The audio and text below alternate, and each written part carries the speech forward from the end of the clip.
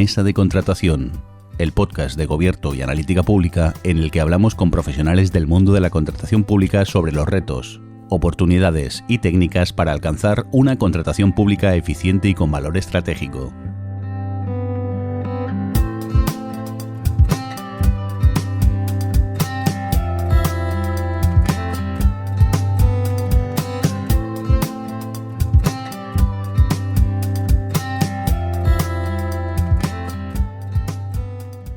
Hola, os doy la bienvenida una vez más a nuestra mesa de contratación y hoy tengo la suerte de tener aquí a alguien que prácticamente no necesita presentación porque es conocida en el mundo entero, que es Concepción Campos Acuña. Hola, Conchi. Hola, ¿qué tal, Sergio? Muchas gracias por la invitación. En todo caso, por si no sabéis quién es Conchi Campos, cosa que es difícil a poco que estés en este mundillo de la contratación pública, es doctora en Derecho, secretaria de Gobierno local del Ayuntamiento de Vigo, es una escritora y divulgadora prolifiquísima, presidenta de Mujeres en el Sector Público y coordina, si escucháis esto cuando se publique, podéis aprovechar, va a coordinar una jornada online sobre integridad en la gestión de los fondos Next Generation de la Unión Europea, organizada por la FEMP, que se dice el título rápido, pero da mucho juego, ¿verdad, Conchi? Sí, sin ninguna duda, da mucho juego y más juego que nos va a dar durante los próximos años. Por eso es muy importante esta jornada en la que, bueno, invito a todos los que están escuchándonos a ver el programa, a ver que está formado por magníficos y magníficas ponentes, que los temas que toca son de mucha relevancia y de mucha importancia y que además, como siempre, tienen un enfoque práctico y muy útil y aplicativo, ¿no? Para aquellas personas que tenemos que lidiar cada día con la gestión pública y más en tiempos tan inciertos como los que vivimos actualmente. Será en la primera semana de mayo, así que bueno, nada, ahí a la vuelta de la esquina. Es una jornada estupenda, a pesar de que esté yo, pero bueno, yo aportaré un poquito, pero es también un trabajo de gente muy consolidada y demás, y os animo a que le echéis un vistazo porque hay que aprender de esto, porque no nos queda otra, ¿no? Y de esto es de lo que vamos a hablar realmente, de no solo de los fondos, sino de cómo va a cambiar o cómo puede cambiar la contratación pública. Y aquí vamos ya a la primera pregunta. La integridad, y más en la contratación pública, Conchi, siempre es importante, pero ¿por qué es más importante y quizá un poquito más compleja en esto de los fondos Next Generation? Bueno, pues efectivamente la integridad es muy importante en todos los ámbitos, a nivel personal, a nivel profesional y a nivel institucional también, ¿no? Al final, la integridad es aquella que hace que tengamos confianza en nuestras instituciones y en la gestión pública. Y en una materia como la contratación, pues mucho más, ¿no? Dice la OCDE que la contratación pública es el ámbito de la gestión más sensible a la corrupción, que tiene mayores riesgos de corrupción. Bueno, yo suelo decir que las personas, ¿no? Porque al final el expediente de contratación lo hacen personas, los pliegos, los puntos, la asignación, el contrato, la modificación del contrato, pero efectivamente, ¿por qué? ¿Por qué razón? Pues porque mueve pues, mucho dinero. Y donde hay mucho dinero, efectivamente, hay mucho riesgo de corrupción, riesgos de ineficiencias o que las ineficiencias nos salgan muy caros como ciudadanos. Claro, pensemos ahora en los fondos Next Generation. Alguien habrá escuchado una cifra que, al menos a mí, me marea. 140.000 millones de euros, ¿no? Aquellos que nos hemos criado con las pesetas, que ya tenemos unos ciertos años, tenemos que hacer así, clink, clink, clink, clink, clink, clink, para saber exactamente cómo llegar a los 140.000 y aún así no estoy segura de saber llegar adecuadamente. ¿Pero qué quiero decir con Yo esto? dejo de contar a partir de 9 ceros, ya Claro. no calibro. Exactamente. Entonces, ¿qué significa? Pues que efectivamente cualquier desconocimiento, cualquier irregularidad o cualquier duda de integridad nos va a costar dinero, porque a mí me gusta decir algo siempre, Sergio, y es que las ineficiencias, ya no hablo de que alguien sea corrupto, ¿no? Simplemente las ineficiencias nos cuestan dinero, pero es que nos cuestan bienes y servicios, nos cuestan respiradores, nos cuestan hospitales, nos cuestan carreteras, nos cuestan escuelas, es decir, que la falta de integridad no es que ahora hagamos un debate sobre Aristóteles y Sócrates, la ética, ¿no? Y la dialéctica, no. Esto es tangible, esto se mide en euros y como se mide en euros, precisamente por eso es muy importante, estamos en un reto de país. bueno, yo creo que estamos en un reto a nivel global, ¿no? Igual que la pandemia es a nivel global, el tema de la COVID y la situación en la que nos ha puesto, la necesidad de utilizar recursos públicos para reactivar la economía, incluso para construir una mejor sociedad, ¿no? Y un mejor sistema y tejido productivo, hace que la integridad deba de ser uno de los pilares. Ojo, que no lo digo yo sola, que lo dice la Comisión Europea, que en esto tiene mucho más que decir que yo.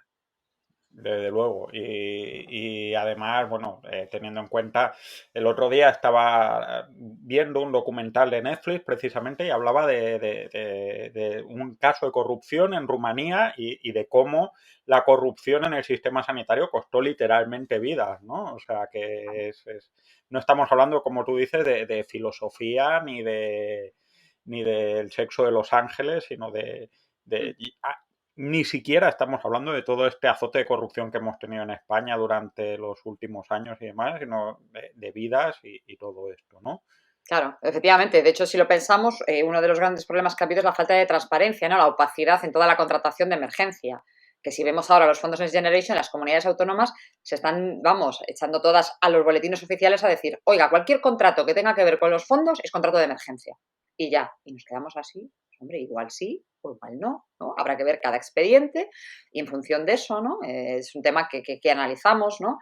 En la jornada, que vamos a analizar en la jornada y que además hemos analizado también en una obra en la que también hemos contado con tu colaboración en la gestión de los fondos Next Generation, en la que, bueno, pues también magníficos profesionales y magníficas compañeras están ahí, ¿no? Aportando su saber y en el que pues intentamos dar un poco las claves para intentar tramitar adecuadamente y con una hélice, ¿no? Con una triple hélice, es decir, con agilidad, con eficacia, con control y con garantías de integridad, ¿no? Porque al final parece que si queremos que se cumplan las normas tenemos que ser como muy pesados, con muchas cargas administrativas. ¿Y eso qué hace?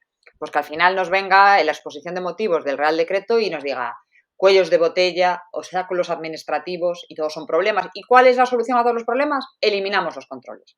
Cuando hoy día no, y más teniendo en cuenta la tecnología, que ahí, Sergio, tú precisamente nos puedes enseñar a todos y nos puedes dar 1000 lecciones sobre cómo precisamente la utilización de la tecnología al servicio de la integridad en la contratación, ¿no? Claro. Es la respuesta a que los controles ralentizan no es quitar los controles, ¿no? Es pensar en otra manera de controlar. Quedaros con nosotros, vamos a hacer un pequeño cortecito de publicidad para un anuncio muy pertinente y muy útil y ahora continuamos.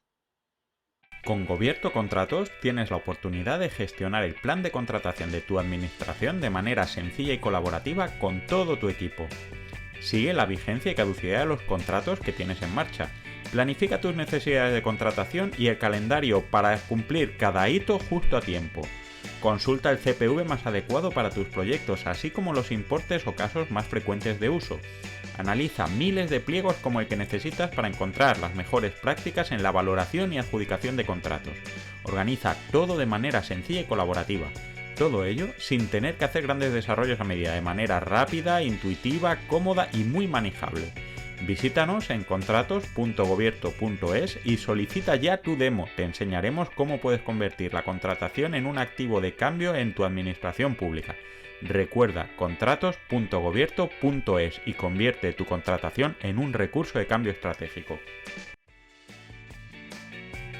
Bueno, pues continuamos, estábamos hablando de la necesidad de la integridad y de los retos y de lo fácil que es un poco desviarse y vamos a ir un poco más en profundidad. ¿Qué principios crees que deben incorporar las administraciones públicas para potenciar esta integridad que necesitamos en este contexto actual? Bueno, yo creo que los sistemas de integridad institucional, los marcos de integridad institucional de la OCDE tienen un reflejo muy claro en una técnica que, aunque nos suena en el sector público de oídas, el sector privado cada vez está llegando más o está profundizándose más en el sector público, como son las técnicas de compliance, de cumplimiento normativo, y que están muy asociadas a la transparencia y el buen gobierno, ¿no? Nos dices qué principio es el principio de transparencia, ¿no? Es fundamental. Si yo me estoy gastando el dinero público, lo suyo es que la ciudadanía, que haya rendición de cuentas, accountability, ¿no? Es decir, bueno, pues oiga, ¿qué me lo he gastado? ¿Está bien gastado? ¿No está bien gastado? ¿Cómo lo vamos a hacer? Esa transparencia tan necesaria, pero también que haya este sistema que nos permite evaluar, que es otro de los pilares precisamente de las técnicas de compliance, que haya unos códigos de conducta, porque al final no todas las respuestas están en la ley. Las leyes no pueden decirnos en cada momento cómo tenemos que actuar porque serían infinitas y tampoco sirven, ¿no? Se trata también de que las personas que estamos en el ámbito de la contratación, en el ámbito de la gestión pública, tanto de un lado como del otro, tengamos unos códigos de conducta, unos estándares de integridad correctos, ¿no? Suelo decir una frase que es que no hay corrupción sin corruptor. Por lo tanto, esto también aplica a los contratistas, ¿no? Cuando hablamos de integridad en la contratación y en los fondos Next Generation, pero en cualquier otro ámbito, también tenemos que pensar que hay otra parte contratante en este aspecto, y nunca mejor dicho, ¿no? Sin perjuicio de la ciudadanía, ¿no? Que es la beneficiaria o la perjudicada, por desgracia, en función de lo bien que hayamos actuado o de lo mal que hayamos actuado. Por lo tanto, yo creo que trasladar las técnicas de compliance al sector público, aunque no sea de aplicación como un eximente de código penal, claro, es que no todo tenemos que pensar en evitar la cárcel, ¿no? A veces hay que actuar, ¿no? Decía Jim Stovall, la integridad es hacer lo correcto aun cuando nadie te esté mirando. Pues yo diría, aun cuando no te acusa el Código Penal, ¿no? O no te acusa la Fiscalía, precisamente. Bueno, es que esto es un tema lógico, vamos, la compliance, por ejemplo, en otros ámbitos, por ejemplo, protección de datos y demás, también es la misma historia, ¿no? Es casi comportarte bien por las reglas que te dicen de cómo te tienes que comportar bien, ¿no? De garantizar este comportamiento más allá de que tengas por detrás un señor con un palo esperándote. Y me parece muy interesante esto que comentas del corruptor, ¿no? Y demás, ¿no? Porque a fin de cuentas uno siempre escucha pues que está alto de la corrupción, pero hay alguna encuesta ahí por ahí de gente que básicamente te dicen que si supieran la manera de la que conseguir ventajas en contratos públicos y cosas así, pues las aprovecharían, ¿no? ¿Cómo crees que podría ser este matrimonio entre, digamos, buscar alguna manera de compliance o de civismo con los contratantes, ¿no? Con los contratistas? ¿Crees que eso tiene alguna viabilidad, solución o es algo que se escapa de nuestro espacio de acción posible? No, yo, hombre, si nos pusiéramos un poco más profundos, diría que esto empieza en la educación, ¿no? El otro día, precisamente, empezaba una charla en un máster tratando estos temas y lo que le preguntaba a todos así ya para romper fuego era, ¿os consideráis corruptos? ¿Creéis que podríais llegar a ser corruptos? Digo, vale, ahora lo pensáis y decís, pues eso, el contrato no, pero de repente un familiar vuestro está enfermo y necesitáis, o vuestro hijo o vuestra hija que tiene 3 criaturas, que no puede pagar la hipoteca, que le van a desahuciar, y tú conoces a ese concejal que le puede meter en esa bolsa de empleo. Y total, todos lo hacen, ¿no? El factor de falseo. Claro. Entonces, esto va mucho más allá de las grandes tramas de corrupción en la que siempre decimos, es que son todos unos corruptos. Digo, ¿y nosotros? ¿No? Yo siempre pongo el ejemplo de los países del norte, ¿no? Del caso Toblerone, ¿no? Y la dimisión por un gasto mínimo y luego, pues, donde ves temas de millones y millones y demás. Entonces, evidentemente, lo primero sería empezar por la educación. Y ahí también la administración pública tiene que reeducar a los contratistas. Por una parte, porque les puede exigir que tengan programas de compliance. ¿Qué significa eso? Que ya tienen un compromiso interno como organización, que tienen un compliance officer, que tienen unos códigos de conducta, que tienen unos sistemas disciplinarios, que tienen un sistema de evaluación y seguimiento, que reportan con los órganos correspondientes, porque las condiciones especiales de ejecución me lo permiten. Con la nueva ley de contratos, por ejemplo, en España, pero es que como si no. Es decir, estos son los estándares de con quién contrato, los pongo yo, ¿no? Y de hecho hay ya algunos códigos institucionales, algunas administraciones, la Xunta de Galicia, por ejemplo, que dicen, oiga, quien recibe un euro público suscribe este código. Perceptores de subvenciones, perceptores de contratos, etcétera. Entonces yo creo que sí que podemos hacerlo a través de los pliegos de cláusulas administrativas a lo largo de la ejecución del contrato. Ahora hay una figura que es responsable del contrato. El responsable del contrato tendrá que ver que, oiga, que todo va. Que a veces son temas que pueden parecer como incluso como muy de andar por casa. Pues me llevo a comer al director de obra o me llevo a comer y de allí bueno, hombre, si cambiamos estos materiales por estos otros, podemos hacer cosas como que no suenan porque, digo, claro, de repente no es una gran trama internacional ni nada por el estilo, pero también es corrupción. Claro, tú fíjate. Por lo menos es ineficiencia en el gasto público. Tú fíjate, yo es que me acuerdo de cuando trabajaba en una empresa, el jefe de ventas de esa empresa decía que el nivel de compromiso de sus comerciales tenía que llegar al nivel de saber dónde iban de vacaciones sus clientes, ¿no? Para programar sus vacaciones donde iban los clientes para tener ventajas y demás, ¿no?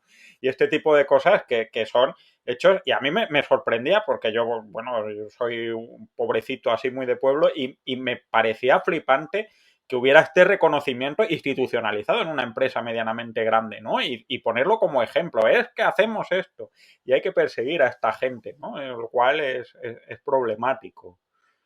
Sí, sí, de hecho hubo un momento en el que esto estaba incluso socialmente bien visto, ¿no? Yo por eso digo la educación, porque en el fondo tenemos un problema como sociedad, porque, bueno, pues 8.000 ayuntamientos, ¿no? Más de 8.000 ayuntamientos con mancomunidades, consorcios, cabildos en España.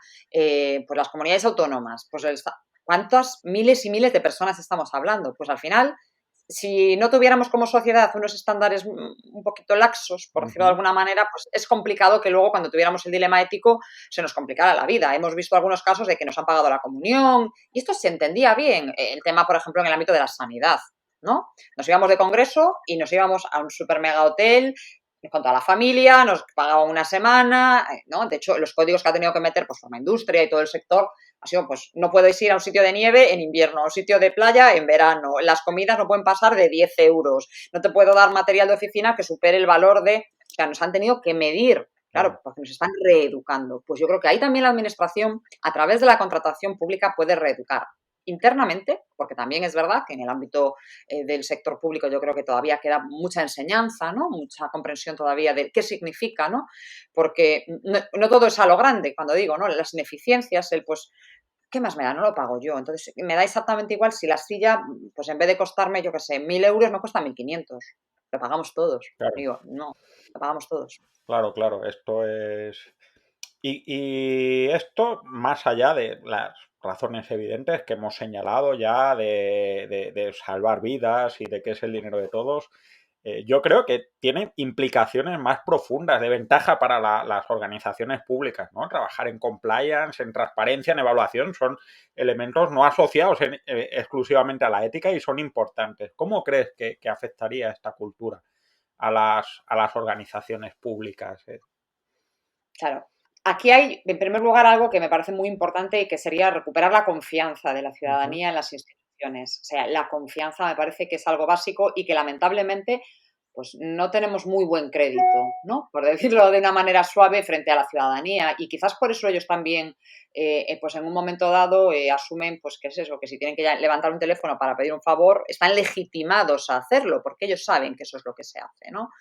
Y entonces yo creo que por una parte ayudar a construir, ¿no? Una sociedad mejor, pero también a obtener, en el caso, por ejemplo, de la contratación pública, bienes de mayor calidad, servicios de mejor calidad, ¿no? Ya siendo egoístas, ¿no? Como ciudadanos, como ciudadanía, pues que todos esos servicios sean de mejor calidad, que los fondos se gasten adecuadamente y que contribuyamos también a hacer una mejor relación, yo creo que administración pública, sociedad, porque hablamos mucho de transparencia, de gobierno abierto. Yo honestamente creo que estamos sufriendo una involución en todo este tema. Creo que la excusa, por desgracia, no es excusa porque es una realidad, pero que se está usando como excusa, como coartada, la COVID, la emergencia, la situación de grave crisis y la necesidad de adoptar medidas de carácter extraordinario para saltarse o para deshacer parte del camino que habíamos ganado y creo que lo vamos a echar mucho de menos, que quizás hoy estamos muy preocupados pues por eso, porque tenemos una crisis social, porque hay enfermedad y son temas que preocupan mucho, pero creo que cuando nos recuperemos, que espero que sea pronto, lo vamos a echar de menos. Por eso creo que el compliance, los sistemas de integridad institucional nos van a ayudar a reforzar esas bases, ¿no? Yo siempre digo que la integridad en el sector público es muy importante, interna, la de los empleados públicos, pero luego la de la organización, ¿no? La credibilidad, lo que tanto se dice en el sector privado, la credibilidad organizacional, institucional, ¿no? Construimos una casa dentro de la cual esos pilares son sólidos, ¿no? El ODS 16, Ujú. instituciones sólidas, instituciones transparentes, justas. Pues yo creo que es que nos sobran los motivos, francamente. Sí, ¿no? Yo eso sí lo he apreciado mucho, la diferencia de España a Canadá, ¿no? Aquí la confianza con las instituciones es bastante más grande en ese sentido y demás, y yo creo que eso también le ha facilitado hasta cierto punto la gestión a los gobiernos canadienses, no solo al federal, sino pues a fin de cuentas han tenido sus cosas de corrupción, algunos escándalos que, bueno, a nivel de lo que hemos visto en España, que es casi la Superliga es poca cosa, pero sí que es verdad que, pues, por ejemplo, aquí está éticamente muy mal visto saltarse una cola. Está mal visto. Cuando se empezó el confinamiento, se puso un teléfono para poder denunciar la gente que se saltaba el confinamiento, ¿no? Y no estaba mal visto ni nada, sino que se pedía la colaboración ciudadana y eso sí que es una cosa que yo sí lo aprecio culturalmente, esa diferencia, ¿no? Que quizás en Pues España fíjate, pues llegará, digo yo. bueno, pero esa diferencia cultural ahora la podríamos exponer claramente diciéndote que te puedes saltar la cola y no te la saltas, que te Exactamente. llamarían. ¿no? O sea, no te dirían qué bien, qué ético, no, desde luego. Yo, de hecho, cuando estemos en off, te prometo una anécdota muy interesante. Bueno, Eh, estoy expectantísimo. Sí. Pero sí que es verdad que es eso, que nos falta un poco lo que decía, ese factor de falseo, que creemos que como todos los demás lo van a hacer, ese con IVA o sin IVA, ¿no? O Sí. sea, a mí me ha pasado, y no hace demasiado, que alguien me decía, pero es que señora, lo va a pagar usted. Aparte de lo de decirme señora, que ya vamos.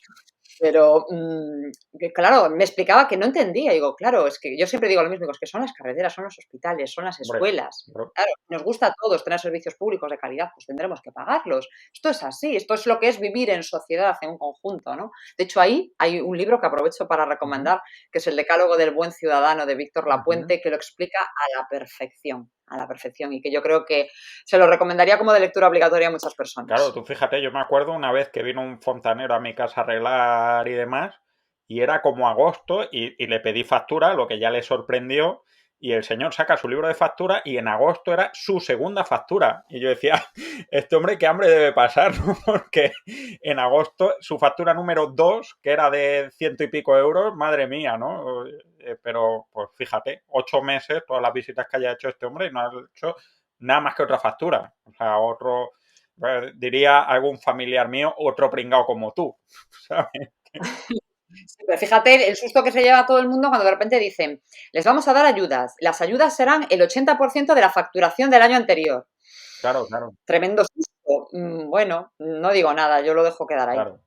¿no? Entonces, bueno, tenemos que ver que es un tema que tenemos que trabajar, pero con independencia de que cada persona a su nivel, ¿no? Todos y como sociedad y como dentro de nuestros núcleos familiares y nuestros conjuntos, las instituciones tenemos que promover también ese tipo de reflexión y ese tipo de conjunto, ¿no? Y hacer a lo mejor más campañas ciudadanas. Yo a veces creo que realmente la gente no se da cuenta de que, pues eso, que los bienes públicos proveen de algún sitio, ¿no? Y que si alguien tiene, pues, derecho a, es porque otra persona ha contribuido y que esto es así, que lo construimos como una sociedad, que somos, como digo yo, un gran equipo en el que nos apoyamos unos con otros cuando las personas más fuertes, cuando las más débiles intentan ayudar. Bueno, pues a lo mejor también nos falta contarlo más, que yo creo que la comunicación, y ahí seguro que tú también tienes mucho que decir, creo que la comunicación también nos falla un poco, porque nos falta ese aprendizaje que quizás no lo tenemos en la escuela, ¿no? Yo creo que en ese sentido, desde pequeños nos falta un poco, pero la administración, llegados a este punto, entiendo que debería de hacer también este tipo de comunicación y de concienciación, pero también con sus empleados públicos y con sus corruptores. Volviendo un poco al tema de los fondos europeos, pues ha hecho una adaptación normativa específica, un poco casi que a mí me da la sensación de un embudo para poder digerirlo lo más rápido posible. Y esto cambia un poco todo el modelo de control. Ha habido bastante literatura o bastantes bits porque no hemos llegado casi a publicar y demás. ¿En qué se diferencia esta integridad de los fondos europeos con la contratación no europea? Tanto en lo bueno como en lo malo, ¿cuál es tu opinión a este enfoque que nos abre este Real Decreto y demás? Sí, bueno, lo primero es decir que hemos tenido esta norma a nivel básico, a nivel estatal, pero es que luego todas las comunidades autónomas se han lanzado a su propia norma, ¿no? Pues Canarias, la ha sacado Cataluña, la ha sacado Andalucía, la ha sacado Aragón, o sea, estamos todos a concursar y además me hace gracia porque si uno saca una idea más original, rápidamente se modifica la otra norma, porque yo también quiero, pues todo es de emergencia, pues todo es de emergencia. Yo parto de una premisa que teórica creo que no debería tener demasiada discusión. El problema es ¿por qué son necesarios tantos controles? ¿No? Quizás nos tendríamos que preguntar, ¿no? A lo mejor, ¿por qué necesito tener un radar cada 500 metros? Pues porque la gente se está saltando la velocidad. Si pudiéramos tener un poco más de confianza en el funcionamiento, en nuestra arquitectura institucional, no sería necesario, ¿no? Yo, de hecho, en mi blog publiqué una entrada diciendo esto, las obligaciones de publicidad activa. De todo esto hablaremos, además, largo y extenso en el curso de la FEM. Las obligaciones de publicidad activa permanecen inalteradas en materia de subvenciones, en materia de contratos. El derecho de acceso a la información permanece inalterado. Luego sí que hay determinados relajación de controles en la gestión de las subvenciones, el control presupuestario, control económico-financiero.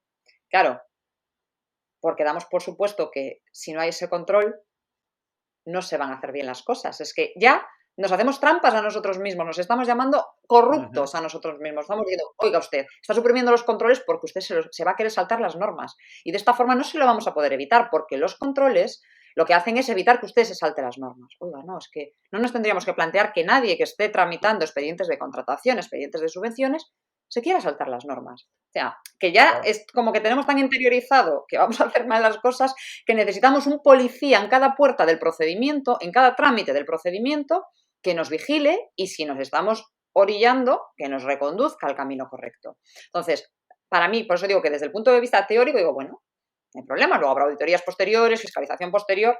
Claro, el problema es que alguien crea que la supresión de estos controles le va a permitir hacer lo que quiera. No, la norma sigue igual de vigente. Si usted tiene que respetar un límite de gastos, si usted tiene que respetar un límite de publicidad, de concurrencia, de calidad, tiene que respetar igual, aunque no tenga al señor interventor soplándole en la nuca. Pero no, parece que si no tenemos al señor o a la señora interventora ahí, ¿no? Como con la maza vigilando, lo vamos a hacer mal. Entonces, me parece terrible que tengamos tan asumido esto, ¿no? Porque ha sido objeto de muchas críticas en el Consejo de Estado en su momento también en relación con el Real Decreto de Ley. Pero claro, porque damos por supuesto que la relajación de los controles va a llevar de por sí pues la vulneración de la normativa, del marco procedimental. Cuando lo que tendríamos que aspirar es a trabajar, como yo digo siempre, por eso me gusta hablar del compliance, desde la prevención. Oiga usted, ya vamos a hacerlo bien desde el principio. Me da igual que me vigilen o que me hagan 5 controles o 25. Yo ya lo estaba haciendo bien. El control vendrá y dirá, check, está bien hecho. Claro, ¿no? A mí me pasa un poco pues estas cosas, ¿no? Que yo llevo con todo estos temas de los contratos, más o menos, directo e indirectamente, de 2007. Llevamos ya 2 leyes de contratos desde entonces, más luego todas las leyes que han ido rodeando. Y dicen, vamos a desburocratizar y te encuentras cada vez más controles y más plazos, ¿no? Que es un poco la broma familiar. En esta casa somos muy de nicho y no, pero dices, pues otra ley pues nos van a desburocratizar metiendo 4 controles más, ¿no? Dice, por ejemplo. Simplificación y reducción de cargas administrativas, que queda fenomenal en todas las leyes, pero que claro, luego... Y luego también, ahí hay un tema, que también los empleados públicos tenemos parte de culpa, porque el mismo procedimiento en A exige un montón de controles y en B no. Claro. Y es la misma ley. Claro.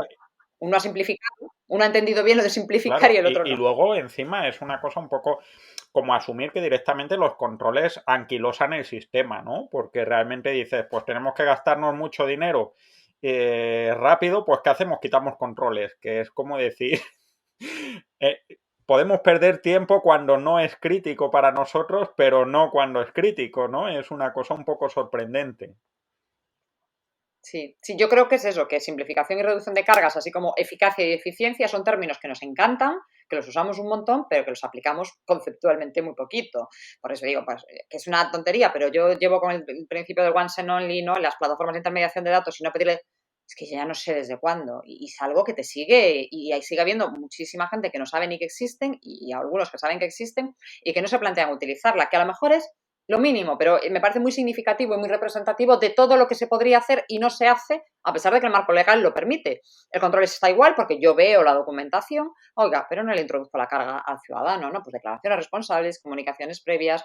Entonces, bueno, es un poco que parece que el control es eso, como tú bien dices, nos va a ayudar, bueno, pues igual tendríamos que cambiar un poco el planteamiento, porque en otros países de Europa tampoco funcionan así. El tema de las licencias, ¿no? Por ejemplo, como ha sucedido para el acceso a las actividades de emprendimiento económico, de actividad empresarial, actividades de servicios, la Directiva de Servicios del año 2006, ¿no? Al final es un poco la misma filosofía.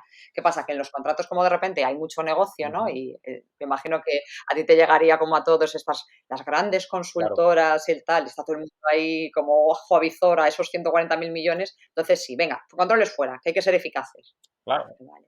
Y para el pobre vecino que necesita una licencia no tenemos que ser eficaces y eficientes. Claro, esto es una cosa... Entonces, aquí casi que podemos darle la vuelta a la pregunta, ¿no? ¿Por qué tan pocos controles en el Real Decreto a darle la vuelta y por qué tantos controles en lo que no es el Real Decreto? Y eso, yo es una música que compraría porque yo sufro enormemente con los controles y demás, que no con los controles, sino con el tiempo. Pues yo, por ejemplo... Como autónomo, como pequeña empresa, hay sitios a los que digo, no, ni me planteo optar porque con todos los controles, plazos, demás y todo esto, no voy a facturar en no sé cuánto tiempo y el mes que viene también quiero comer y estas cosas. ¿Qué cambios crees que harían falta para generalizar un control más flexible, más racional, más lógico en las administraciones públicas? ¿Qué habría que mantener? ¿Qué habría que potenciar? ¿Qué habría que borrar? ¿Qué crees tú? Sí, yo fíjate, tengo en todas casi las diapositivas cuando hablo de estas cosas, tengo una slide que pone más controles, mejores controles, y por supuesto la respuesta siempre es no. ¿No? Porque nos hemos cargado de 1000 órganos, desde que se aprobó la ley de transparencia, por ejemplo, ¿no? Incluso con la ley de contratos. Bien, algunos han aportado un poco, pero no los dotan de medios, ¿no? Pero de repente tengo un nuevo órgano de control, qué bien estoy, pues muy bien, muy democrático y oiga usted, qué estupendo. ¿Qué haría yo? Pues primero analizar, evidentemente. Yo soy muy de Santo Tomás, de los dedos en la llaga. ¿Este control para qué me sirve? ¿Qué me aporta? ¿No? Hay otra forma, el principio de proporcionalidad, ¿no? Yo hice mi tesis doctoral sobre la directiva de servicios, ¿no? Y entonces precisamente hablaba de ese principio tanto, el principio de proporcionalidad, que siempre hay que utilizar el medio menos invasivo, menos lesivo, menos gravoso. Y eso es lo que creo que hay que hacer también con los controles. Y sobre todo que hoy tenemos una gran aliada en las nuevas tecnologías que nos permiten a golpe de clic tener la información, previsualizarla, analizarla, ¿no? Con los metadatos, poder obtener conclusiones rápidamente que me permitan para cualquier cosa que haga. Por lo tanto, yo lo primero que tendría que hacerme es un mapa de qué controles tengo, para qué sirven y si son eficaces. ¿No? Si no son eficaces, pero necesito mantenerlos, revisarlos. ¿Que no necesito mantenerlos? ¿Por qué medio menos gravoso los puedo sustituir? Siempre que manteniendo, ¿no?, ese principio de interés general. Ya digo que para mí los principios de la directiva, y sobre todo ese es el principio de proporcionalidad, de menor invasión, ¿no?, me parece lo más oportuno. Pero tendríamos que hacer eso, sentarnos seriamente y analizar con datos, y con rigurosidad, que yo creo que eso es lo que nos falta un poco, porque tampoco antes a lo mejor podríamos haber obtenido esa información, pero yo creo que hoy en día la analítica de datos nos puede dar una información muy valiosa para saber realmente qué tenemos, para qué nos sirve y qué necesitamos. Claro, yo eso me lo encuentro, pues muchas veces yo llevo tiempo, ya no solo con el trabajo que hacemos con la plataforma de contratación, sino ya desde antes. De hecho, creo recordar que la primera vez que cuando nos conocimos estábamos hablando precisamente de los controles en la contratación y de todo lo que limitaba. Claro, los datos pueden decir mucho, pero es que no tenemos un listado de contratos vinculados a casos de corrupción directamente, ¿no? Que eso sería tan fácil como ver qué tienen en común estos casos, qué controles han pasado y qué controles no han pasado, de qué manera se ha hecho este contrato. Una cosa que a mí me sorprendió es que en Estados Unidos tienen el Departamento de Defensa una enciclopedia del fracaso ético en el que documentan sus casos de corrupción para que aprenda el resto de la organización cómo prevenirlos, ¿no? Y eso sí que yo lo he hecho un poco en falta, ¿no? Pues a mí me gustaría, lo más que puedes hacer es buscar contratos adjudicados por el CIF de empresas que hayan sido condenadas en alguna trama de corrupción, pero esos son unos datos muy pobres, ¿no? Y creo que tendríamos que moverlos, ¿no? Sí, sí, sí, y sobre todo saber dónde se produjo, ¿no? Es decir, porque se retocaron los pliegos, porque se modificó el contrato, es decir, en qué parte del procedimiento y cuál fue la herramienta de la que se valieron para que esa corrupción fuese posible, ¿no? Ya digo que siempre hay personas por detrás, por eso creo que una de las piezas clave en contratación, por ejemplo, es la profesionalización en todos los ámbitos de la gestión pública, ¿no? Personas que sepan de lo que hablan y que hagan bien su trabajo y se preocupen también de su trabajo. Pero también es una información muy valiosa, ¿no? Saber exactamente cuál fue la pauta que dio origen a esa corrupción, ¿no? Pues eso, porque se habla mucho también, y a mí ahí me gustaría lanzar desde luego una defensa de que la corrupción es política y no lo es. Sobre todo en contratación pública, o no solo lo es, porque para la contratación pública, al igual que en gestión de recursos humanos, de selección de personal, tú tienes una mesa de contratación que es un órgano técnico, un técnico que firma unos pliegos, un técnico que firma un informe, un director de obras, un director de servicio, un responsable del contrato, todos empleados públicos.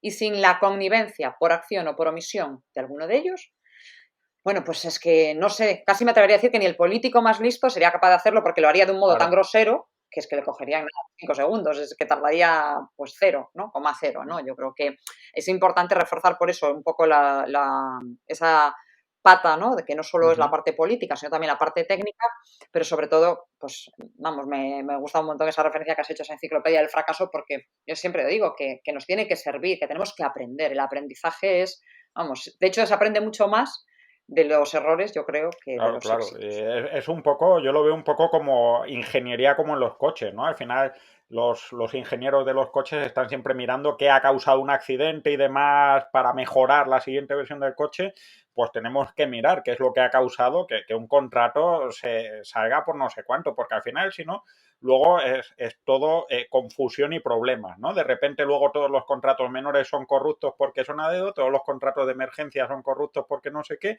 y acabamos generando una confusión enorme sin ningún tipo de claridad por esta falta de transparencia, ¿no? Sí, la demonización del contrato menor, que no seré yo desde luego quien lo defienda, pero de momento y hasta ahora hay un marco legal que lo permite, ¿no? Yo recuerdo un caso de corrupción que hubo muy conocido, que decían, es que eran contratos a dedo de 12.000 euros. Decía, bien, ¿y?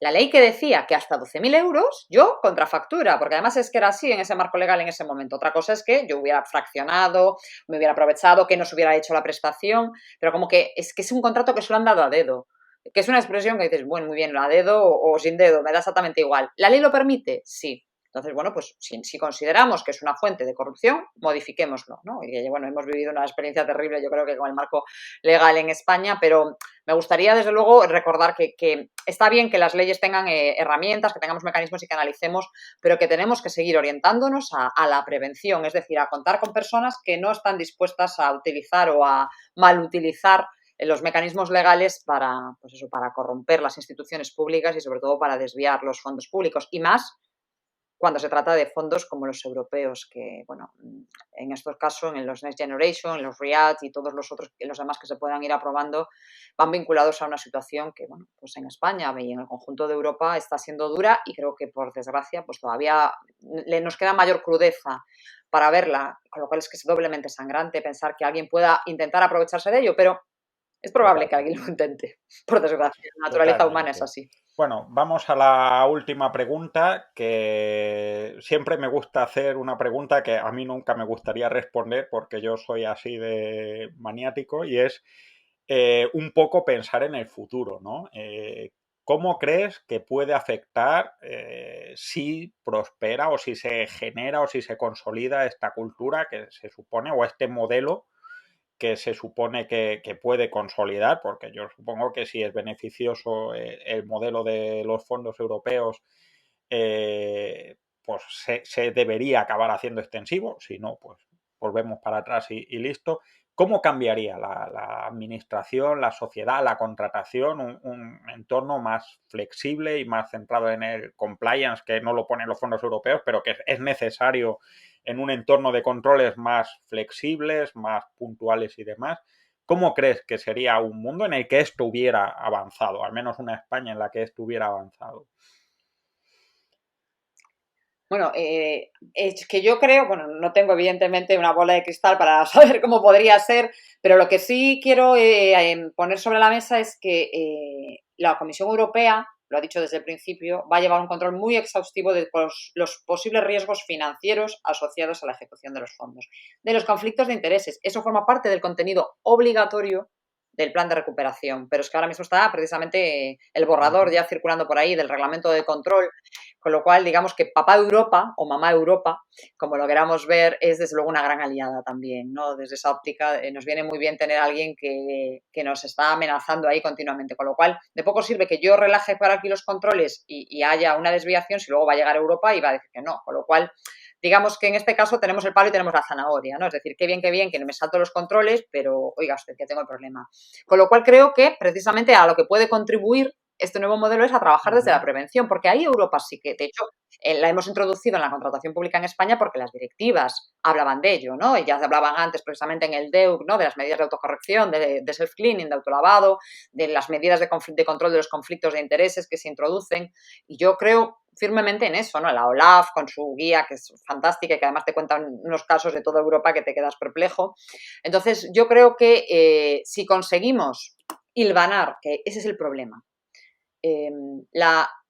no voy a decir aligeramiento, pero sino pasar el vértice, ¿no?, de los controles a la fase previa, reforzando los pilares de integridad, reforzando la formación, el conocimiento, la capacitación, la profesionalización de las personas que trabajan en la contratación pública, el expediente, por decirlo de alguna manera, caminará solo y caminará bien. Con lo cual, los controles que se hagan después, las auditorías, pues lo único que constatarán es que se han hecho bien las cosas.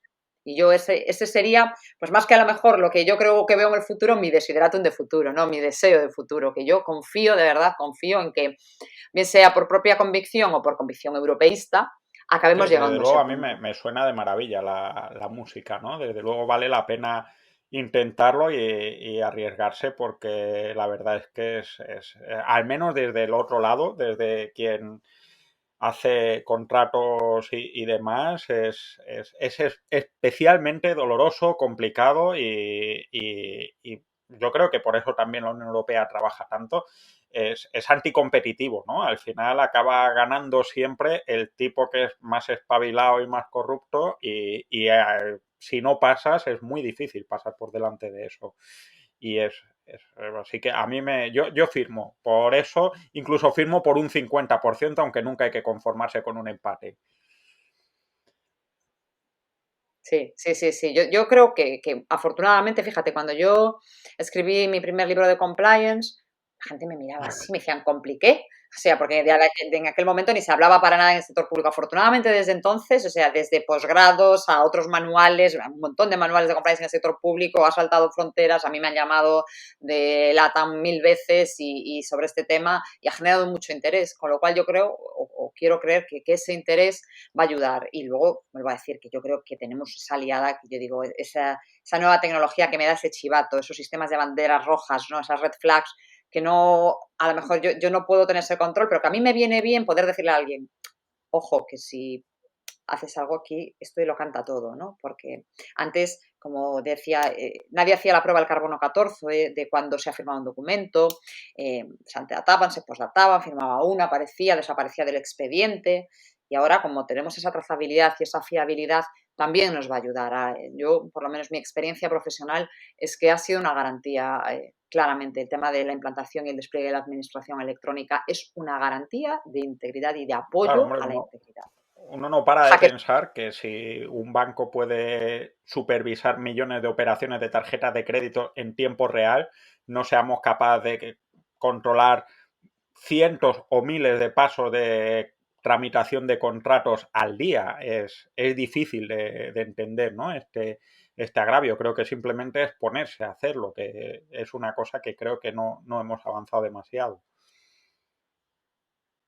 Ya. Ahí también tenemos otra debilidad, es que tenemos unas cuantas, que es esa, la falta de planificación, de organización y el establecernos esa hoja de ruta, que también va un poco, yo creo que vamos a salto de mata, ¿no? Al final con casi todo. Pero también es uno de los puntos en los que ha trabajado también la ley de contratos, ¿no? La planificación de la contratación, para que yo también pueda hacer ese seguimiento, para que no haya esas desviaciones y yo creo que tenemos que ordenar. Yo soy muy fan de poner orden, porque creo que el orden nos permite ganar tiempo, nos permite ser más eficaces y la gente piensa que no, que se pierde mucho tiempo planificando. Muchísimo. Se gana muchísimo tiempo planificando. Y es un ejercicio, desde luego, es una inversión de tiempo y de esfuerzo. Y yo creo que el día que lo comprendamos a todos los niveles, en la contratación, desde luego, ahora por lo menos tenemos la obligación de hacerlo así, nos ayudará Desde mucho, luego. mucho. Pues esto ha sido todo por hoy. Vamos a levantar ya esta mesa de contratación. Muchísimas gracias, Conchi. Es estupendo hablar contigo, no solo por todo lo que dices, sino por todo lo que haces pensar y observar y demás. Y nos vemos muy pronto en ese curso de la FEM. Uh-huh. Sí, muchísimas gracias por la invitación. Ha sido un placer, como siempre, charlar contigo. Solo echar de menos no poder hacerlo en persona, pero bueno, las nuevas tecnologías también tienen esta facilidad y desde luego que os esperamos a todos en el curso de la FEMP, en el que contamos con magníficos expertos como el propio Sergio, como Manuel Villoria, como Gerardo Bustos, Bernabé Palacín, con Pilar Batet, Asunción Mora. Bueno, podéis ver el programa en la página de la Red de Entidades por la Transparencia y la Participación Ciudadana de la FEMP y sobre todo es ameno, interesante y de la mano de los mejores profesionales. Así que ahí os esperamos y por supuesto también tendremos a Sergio para que nos instruya un poco en todas estas cosas de la tecnología y los fondos Next Generation. Muchas gracias por la invitación y demás de vuelta. Esto ha sido todo por hoy. Hasta luego. Hasta siempre. Esto ha sido todo por hoy. Esperamos que te haya gustado y que esta mesa de contratación te haya sido de utilidad. Puedes encontrarnos en contratos.gobierto.es y puedes escuchar este y todos los podcasts en contratos.gobierto.es/podcast, en Spotify, Apple Podcasts, Google Podcasts o en cualquier otro sitio donde escuches habitualmente tus programas favoritos. Si crees que este trabajo vale la pena, te agradeceremos que des 5 estrellas, me gusta o comentes el programa en la plataforma de podcast que uses habitualmente y que lo recomiendes a quien creas que le pueda interesar. Esperamos verte muy pronto de nuevo por aquí.